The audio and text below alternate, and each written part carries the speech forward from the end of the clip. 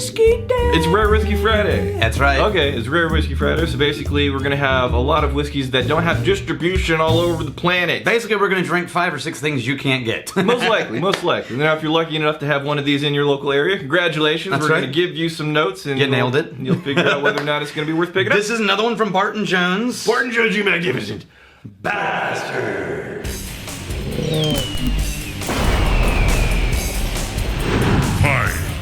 Great Wagon Road Distilling Company in Charlotte, North Carolina. This is their malt that Ollie made. So we really liked the other one that was like a rested American spirit, they called it. Yeah. But this one is a malt. Okay. And it is... Ooh, okay. All right. I really like the labels. Oh, man. So... Now, this is a Gaelic word. So Right. already, I'm 5 seconds in, already I've had 3 very distinct experiences on this nose. Well, this is a Gaelic word that translates to redhead.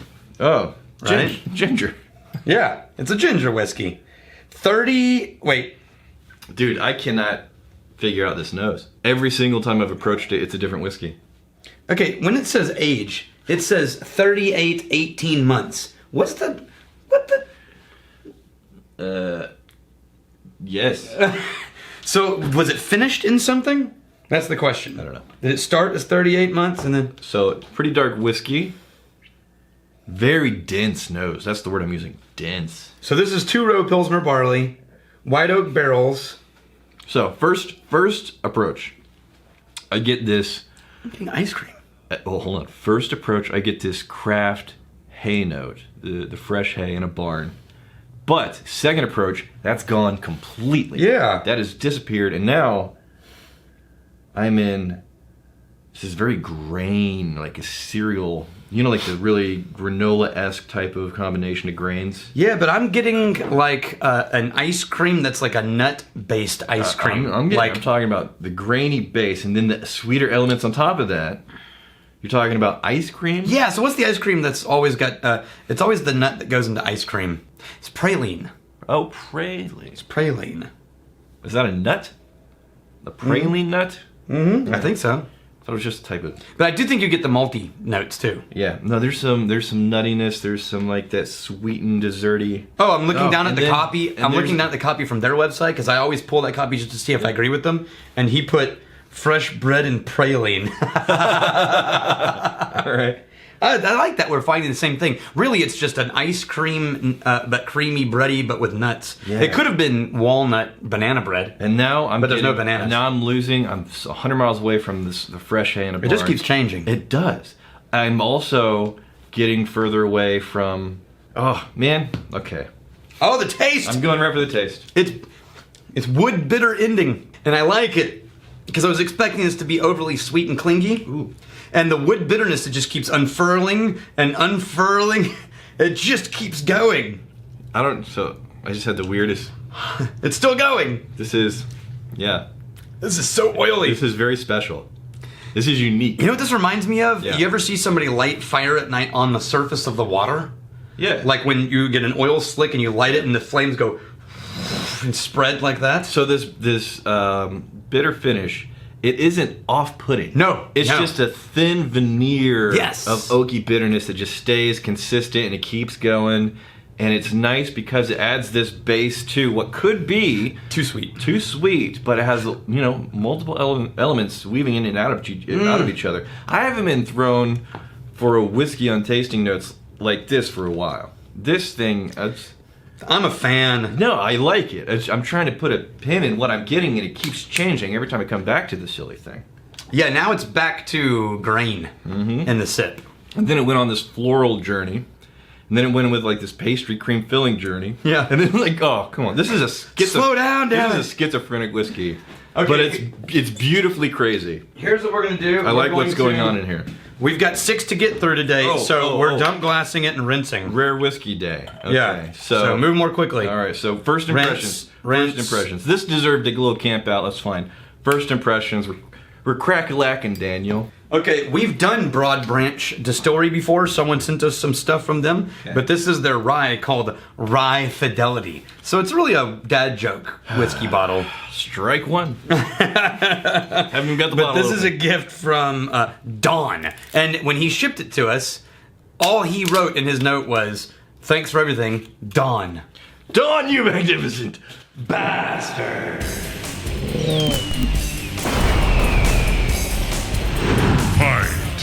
Okay, so this is a rye whiskey. So Broad Branch. They made it. Not Long Branch, which is all right. Yeah. Not that. Pot stilled. Man, we're getting 100% rye. really interesting note. 5 years in new oak. You know what I got a flash of? Hot flash? I got a flash. Years. I got a flash of like a dry oaky rum. Oh, yeah. I could see that. Mm-hmm. A dry. Yeah, very woody. Oaky rum. Yeah, but it's like 70% wood notes. I'm gonna throw down another one. You ready? Remember the smell of Play-Doh when you were a kid? Kind of salty. Always made you want to eat it, but when you eat it, it didn't taste the same. Never any good. Yeah. That's Play-Doh. There's something else in there though. It's Play-Doh and some kind of apples. I was gonna say oatiness. Red apples. Apples? Stewed apples, like cooked in sugar. Okay. Maybe a little nutmeg on there. Yeah. Oh, I really like that. wait a minute. The proof tastes. It tastes kind of lower than what that reminds me of something. It's a 45% alcohol whiskey, and the nose was much more dramatic than the actual taste. The taste was nice, but I was prepared for a little bit more of a kick in the pants. Yeah, it's a little bit thin, finishing in bitter. Mm-hmm. It's not all that sweet. You would think it was going to be sweet from the nose, but really the wood taste that's in the nose takes over the flavor profile. And now there's a nice thin layer of honey mixed in with this pretty prominent oakiness. Yeah, I think the wood is dominant. I would like for it to have been a bit higher. Yeah. To test out the higher proof, or for it to be younger. Younger? Because I think the wood might have taken over. You think the wood took over? Mm-hmm. I like that amount of wood. I don't think it went too far. I think it was a nice woody base for this honey to play around. So this is Jesse James whiskey. Jesse James, you magnificent. Nope. It's not Jesse James. No, it was a gift. Toni Arrihgton, you magnificent bastard.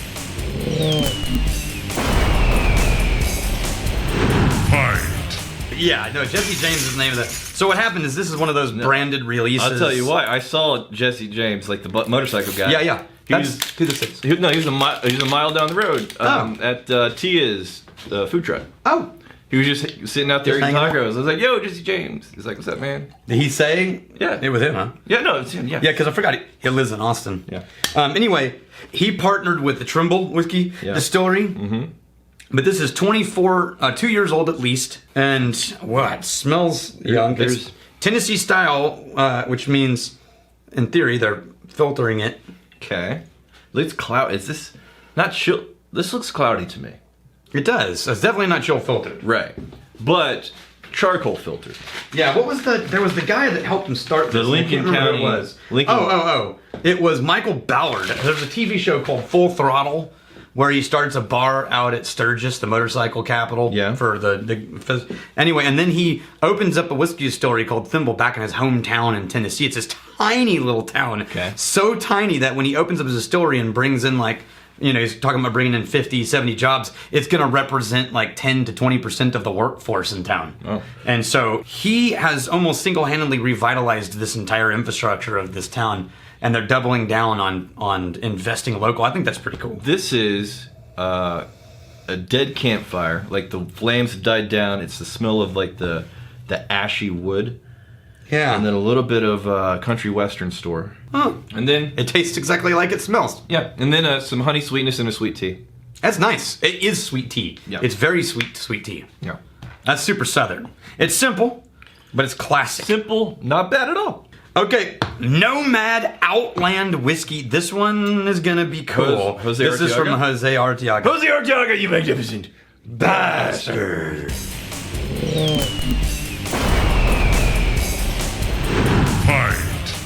This is Scotch. Oh, lovely. That two gentlemen, Yeah. two very famous gentlemen. Where's the? I keep seeing Jose's name come up. Is he still an MB? He's still an MB. Not a patron saint? I mean, he has enough bottles that eventually he will be. We're gonna get him there. So I need to throw. Oh yeah, we unpatron sainted Harry Falkenberg. Did we? By accident. Did we? Yeah, last week he gave us a bottle. We? And you switched him to Magnificent Bastard. We did that? And I forgot to correct you. You're the one in charge of the titling. You totally screwed it up. I'm in charge of the yelling. You screwed it up, and so all right. We called him a Magnificent Bastard. And Harry he's like, I guess Falkenberg. you didn't like the whiskey so much, so you demoted me. Can we do that? I don't know. Now that I know it's an option, maybe. Totally different rules. It's no longer just send something we don't have. Harry Falkenberg, send something we love. You're still a patron saint, but Jose Arteaga is Magnificent Bastard. Now this is Scotch. Cool bottle. Brought to where is Spain. Oh, dude. The butterscotch on this thing. Oh, man. The butterscotch. This is violently butterscotch. Yeah, so they aged it in Pedro Jimenez sherry barrels, which are always going to be the deep, rich plum and fig. No, I was about to say the dark fruits. The butterscotch, and then yes, this atmosphere of butterscotch fades away, and then you dig into these dark fruit notes on the nose. So this is a combination from a Spanish master, Antonio Flores, in Spain, in partnership with Richard Patterson in Scotland. Did you hear that name? Richard Patterson, yeah. Richard Patterson in Scotland. The whiskey. Yeah. And Antonio Flores in Spain combined to work on this Scottish whiskey finished in Spain. Yeah, that's 41. The nose on this is magnificent. 41.3% alcohol. I wasn't expecting that low of a proof from the nose. This is pure candy. The nose would lead me to believe that's going to be a little bit more intensive and saturated of a whiskey than 41.3%. Oh, man! That taste is so sherry. This is a dessert. Period. This is a dessert whiskey. Wow. Almond, a walnut, wax walnut, fig fruit, raisin, butterscotch, light hint of malt, sort of way down floating through there. All those things. Dude, you nailed it. It's so the question keeps coming up. Do we get like 40 or damn near 40% whiskeys that we think are beautiful and they couldn't be better? This is We just found one. 41.3%. This is phenomenal as is. Holy cow. Yeah. The richness. I can't believe they got that. I'm hoarding this one. That much richness out of a whiskey with that low of an alcohol percentage. All right. Thank you, Jose. Yeah. This is on this channel. Josh Carrillo. Josh Carrillo, you magnificent bastard.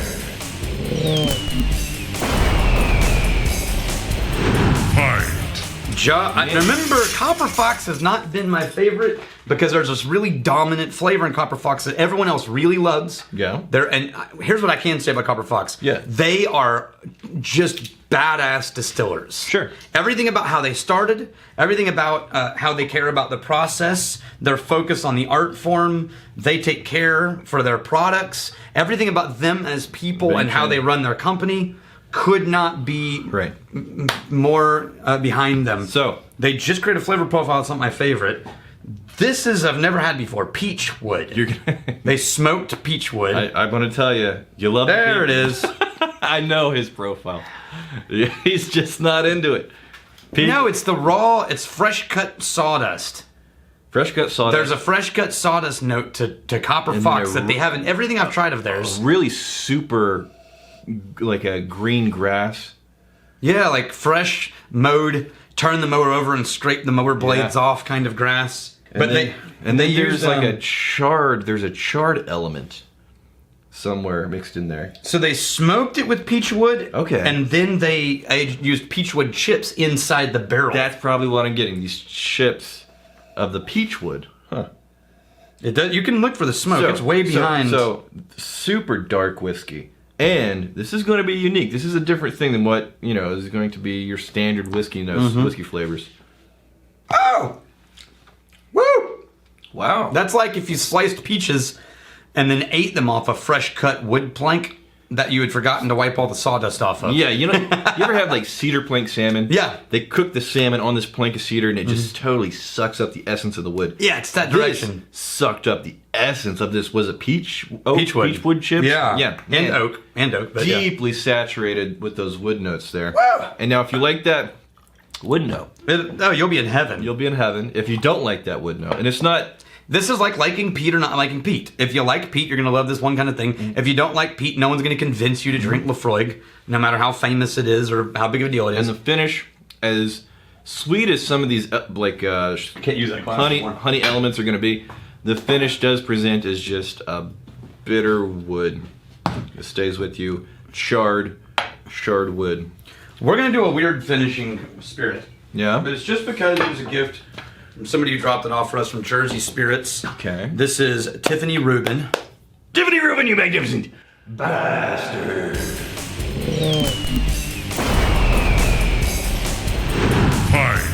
Came and hung out at the distillery and brought us a non-whiskey.